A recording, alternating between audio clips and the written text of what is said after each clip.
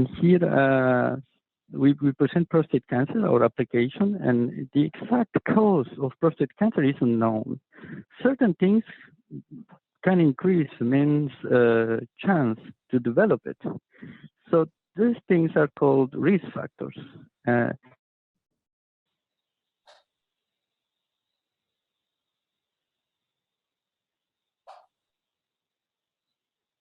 Over 65, but it can happen in younger men. So the proliferation and survival of cancer cells is driven by circulating testosterone. This was first proven in 1941 by Nobel Prize-winning scientist Charles Huggins. So since prostate cancer is typically indolent,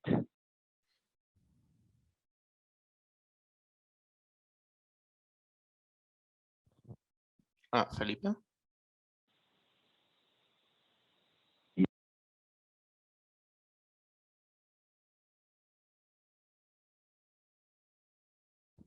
Can everyone hear Felipe, or it's my problem? No, we can't hear Philip. Felipe, maybe I can take over his presentation. Felipe, can you hear us? Okay, sorry for this. So as Felipe mentioned, Felipe? Yes, I think I'm back. Yes. Do you hear me? Yes. All right. Okay, so if we go to slide 3. We are in slide 3. All right. So what I wanted to express here is that the spread of the cancer cells through the body is called metastasis. And for instance, prostate cancer may spread to the bones or other organs, and that would be called the metastatic prostate cancer. So the main challenge, as stated in the quote, is to predict which tumors are aggressive and which are not. And with that, I would like to pass to the next slide, where we present a concept called grading. So grading is a way to measure precisely that. The grades can help us to estimate how likely it is for the tumor to grow and spread. Additionally, we have stage. Staging is about the tumor size and the current tumor spread. So for our study, we use this staging system, TNM, to identify, for instance, having the value of M would allow us to identify metastatic from non-metastatic cases. So we will see more about that later in our presentation. The most common grading system used in PSA is the Gleason score, represented here in the slide.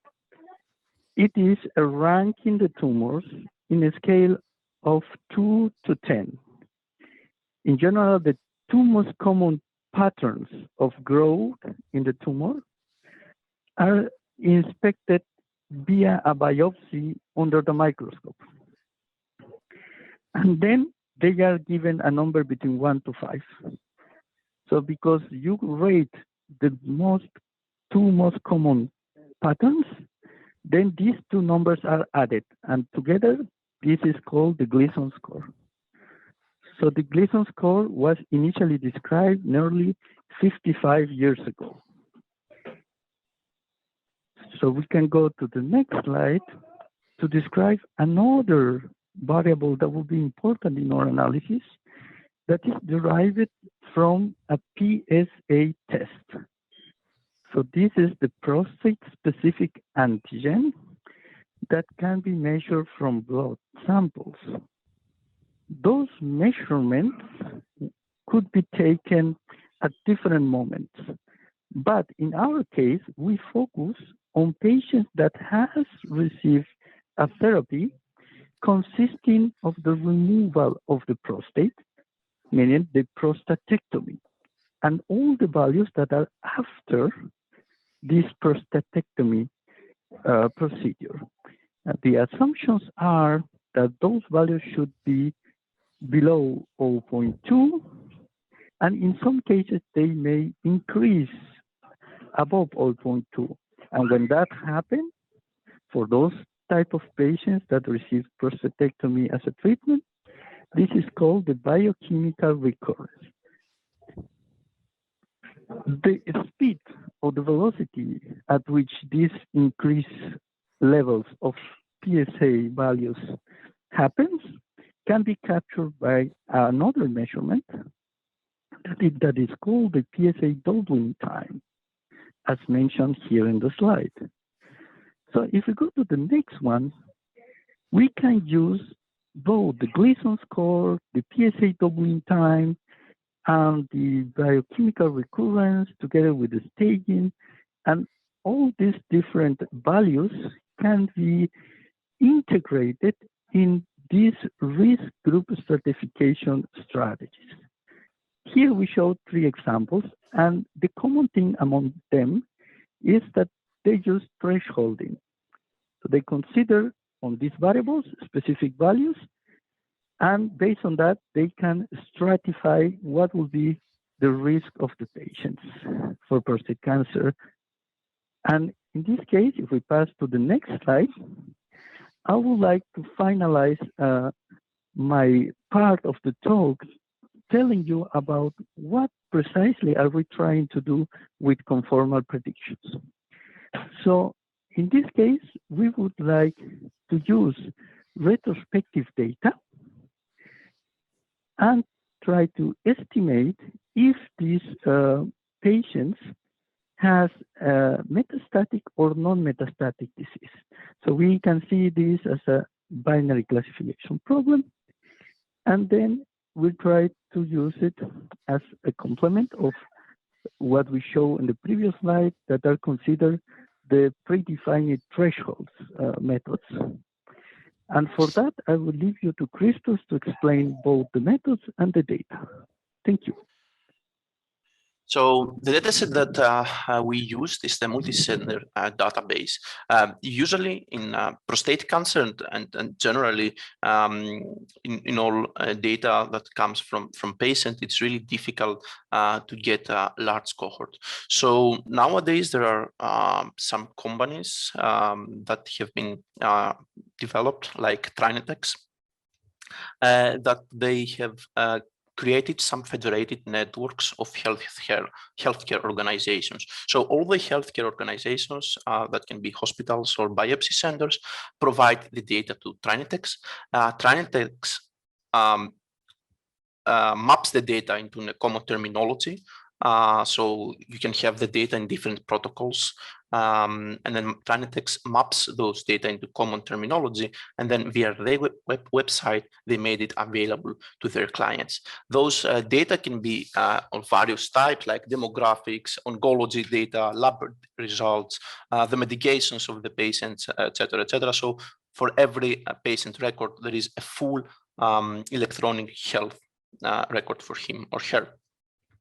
So you usually use the website of Trinitex in order to create a query, which is sent to the health organizations, and then you get back the number of the data.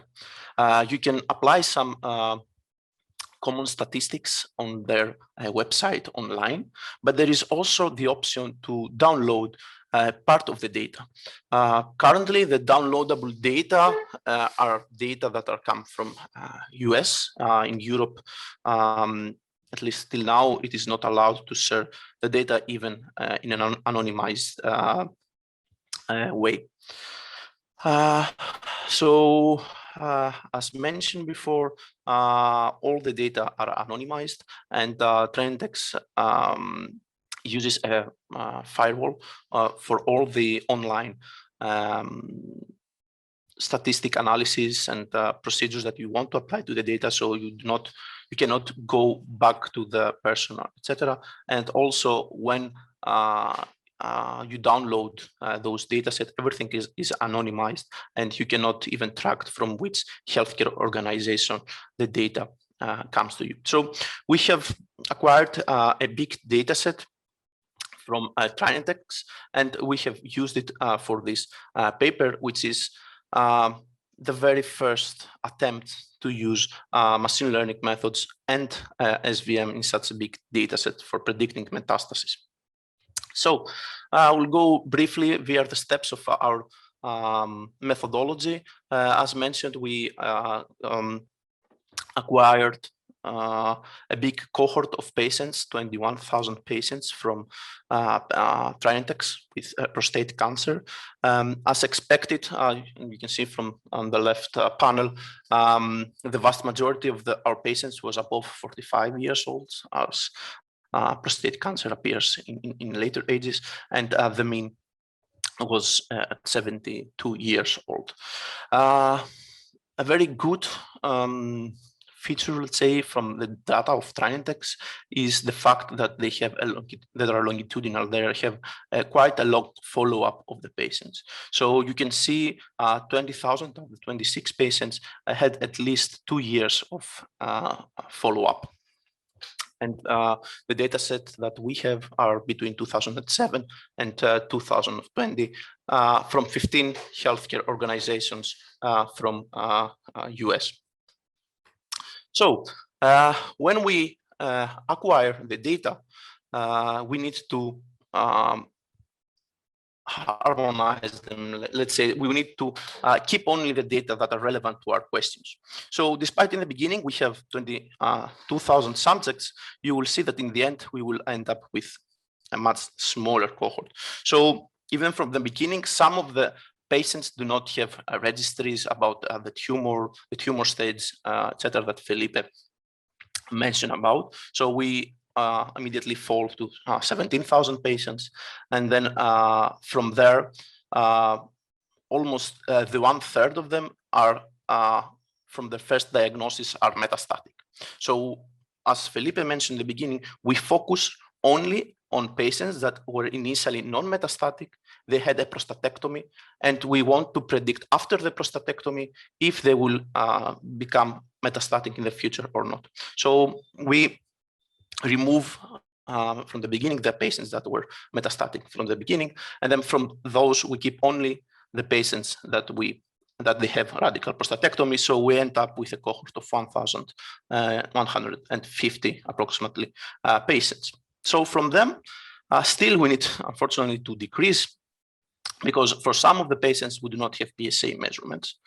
So we go to 1,000 subjects, and then there are some of those patients that do not have PSA values after the first year. So the random procedure is that when prostatectomy is being performed to the patients, they are followed every month, and PSA values are acquired to monitor the prostate cancer evolution. Unfortunately, for a big portion of the data, those values are not available. So we end up to a cohort for only 200 patients. And this is, as you will see in the end of the presentation, this is one of the main drawbacks. And we need to better curate the data. So you can see that although you start with a relatively huge data set for the field, we end up only with 200 samples that belong to two clusters. Class 1 that they have non-metastatic, that remain non-metastatic, and class 2 that sometime after the prostatectomy they have a metastasis. So these are the two classes of our sample that we want to predict. It is an unbalanced problem, as you can see, and we used the following features. So the features that were used, and it's based on the literature, is the age at the time of prostatectomy, the Gleason score at the time of prostatectomy, and 3 PSA related features. The first value of PSA just after the prostatectomy, the time to biochemical recurrence, if biochemical recurrence exists. As explained Felipe beforehand, biochemical recurrence is the first moment that a patient has a value above 0.2.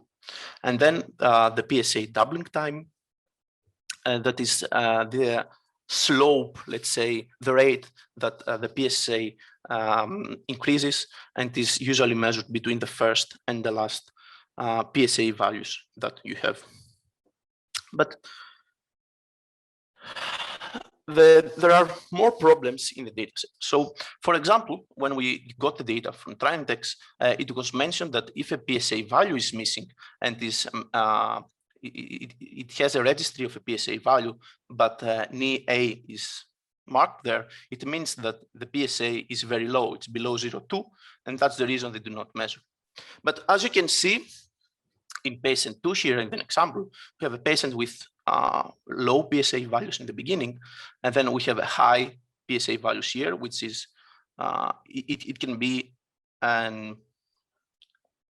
a case of, possibly case of metastasis, but then we have an entry which is NA. So if we would follow the recommendations, let's say, of Trinitex, we would assume that NA is below 0.2, but this is not the case following what our doctor's saying. So we cannot trust 100% some of our variables because the assumptions are validated. Or, for example, in patient 1, you can see that there is an outlier here at the end of December, which might be a wrong entry, or it might be an elevated PSA value for this specific day. So we keep the features that are suggested in literature, but we note those assumptions, validations for future research, and we want to improve the models in the future. So the models that we have used support vector machines with those 5 features that I mentioned beforehand, and we tested different kernels, both the linear kernel and the RBF kernels. And we also try to balance the different classes, and we also test it without balancing. The weight is 3:1, so if you remember, it was 150 non-metastatic patients to 50 metastatic patients. And afterwards, we applied conformal predictors. As you probably all know, conformal predictors will try to quantify how unusual a new sample is. And the main disadvantage of conformal predictors is their relative computational efficiency when we speak of transductive.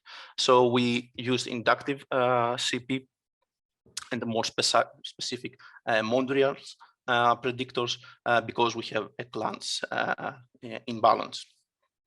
And as a non-conformity measure, we use the distance probability based on the distance to the SVM hyperplane. So some results. We have split our data set in 60% training set, 20% calibration set, and 20% test set. And we have tested 4 different SVMs: linear unbalanced, linear balanced, with a weight equal to 3, RBF unbalanced, and RBF balanced. And as mentioned before, we have a linear binary classification. Because we noticed that our model was not very robust, we performed 100 different random rounds of splitting. So we have 100 times splitted our data set to 60, 20, 20, and every time the tuning of the parameters was independent. So if you see on the training set, the RBF kernels, first of all, you can see that all of the methods has quite big variability based on the splitting. And you can see that the RBF kernels outperform the linear kernels.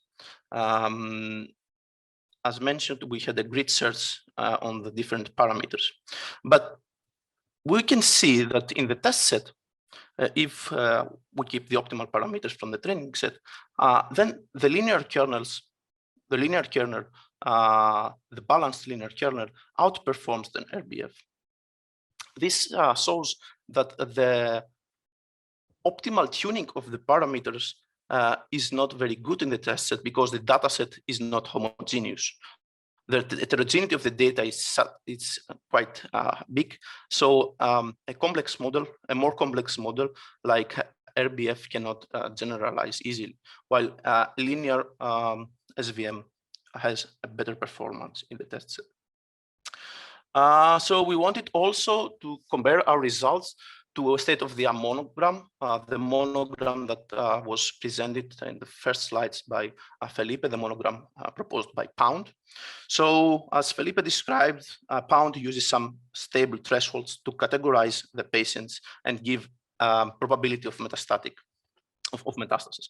So we separate the patients accordingly, and in every patient that had the probability higher than 0.5, we assigned him in the metastatic class, while every patient that had a probability below 0.5 based to the Pound monogram, we assigned him to the non-metastatic class. So this we annotated as a thresholding method, and it's the last row. You can see that the performance of the monogram is even worse than the SVMs, and it has a relatively high standard deviation, confirming that the heterogeneity of the dataset does not allow a very high performance even in the state-of-the-art monograms. Actually, the monogram has even worse performance than the SVMs. And then going to the results from the inductive Mondrian CPs, Felipe, you want to take over?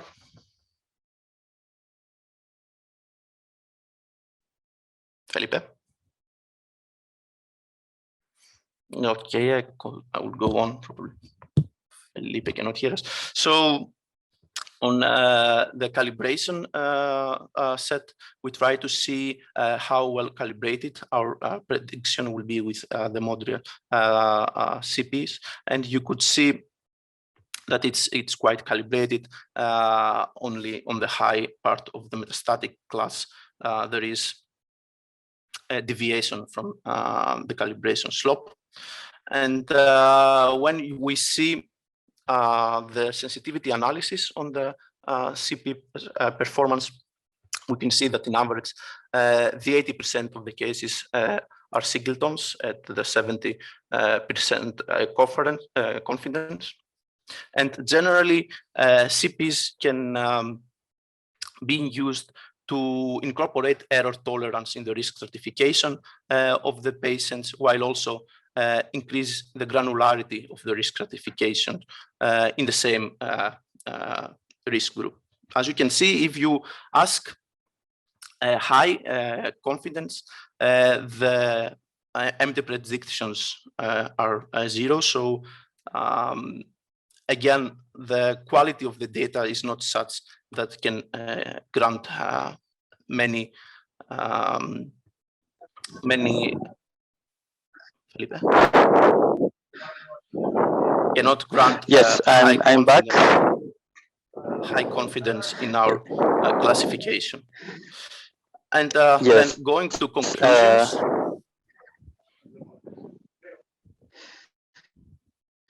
Yes, Felipe, you can take over if you want. Yes, yes, I just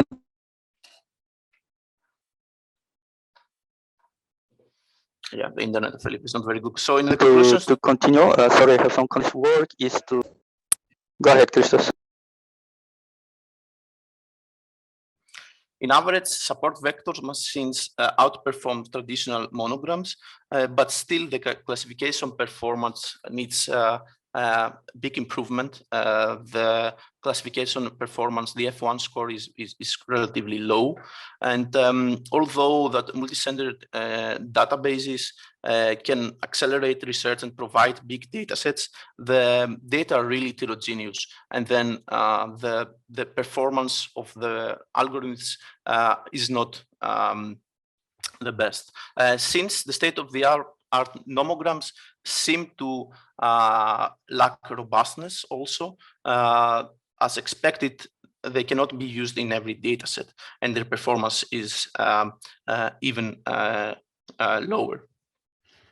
So the main limitation of the work is the data completeness and the limited number of features. So in the future, instead of using those features that, as you saw, are not 100% correct, I mean, their assumptions are quite often validated from the quality of the dataset. In the future, we want to use neural networks where, for example, with LSTM, the PSA values, the PSA features can be automatically computed. We also want to add some handling of bias and outlier detection.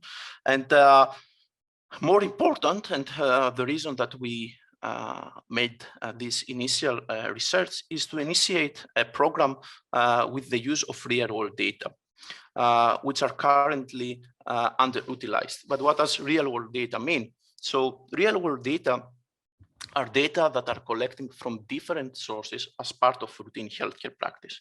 So as you saw, we mainly used for this, so mainly used in this type of approaches, only data that are directly related to prostate cancer, like the PSA value and the tumor staging. But nowadays, we have lots of data available for every patient. So we have the electronic health record of the data of the patient with information like blood pressure, weight, the heartbeat, everything. We have omics data for the patients. We have medical imaging of the patient. We have even claims data from the hospitals that we can see from them the previous medication of the patient, et cetera, et cetera.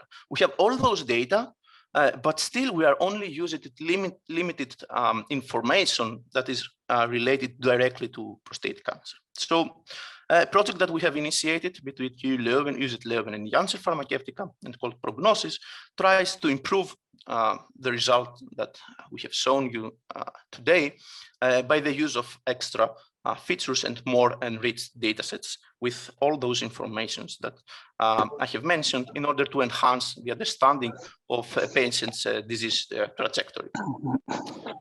So with this, I would conclude the presentation. Sorry for the bad quality of the signal and the difficulties in communication, but I will be happy to answer any of your questions.